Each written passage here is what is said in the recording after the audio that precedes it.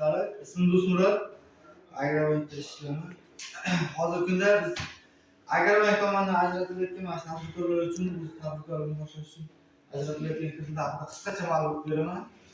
Bunda hozirgi kunda hurmatli Prezidentimizning 212-soni qarori asosan imtiyozli kredit ajratilyapti, ya'ni yuridik shaxslar o'sha bankdan hisob raqami ochilganiga 1 yil faoliyat yuritgan bo'lishi kerak.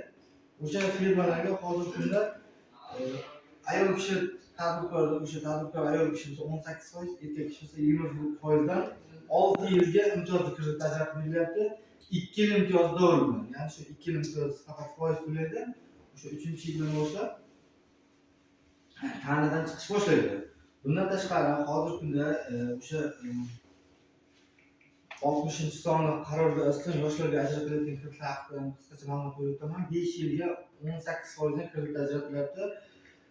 1 yil imtiyozli davr holatda o'sha tadbirkorlikni boshlayotgan yoshlar uchun o'sha biznes rejasidan kelib chiqqan holatda kredit ajratib beramiz. Bundan tashqari aholi tadbirkorligini yanada rivojlantirish uchun ishsiz fuqarolar uchun ham kredit ajratilyapti.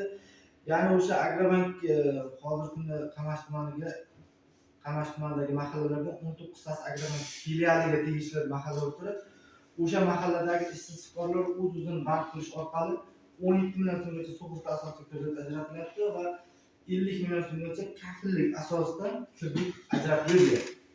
Plastik kartasiga tashlab beriladi.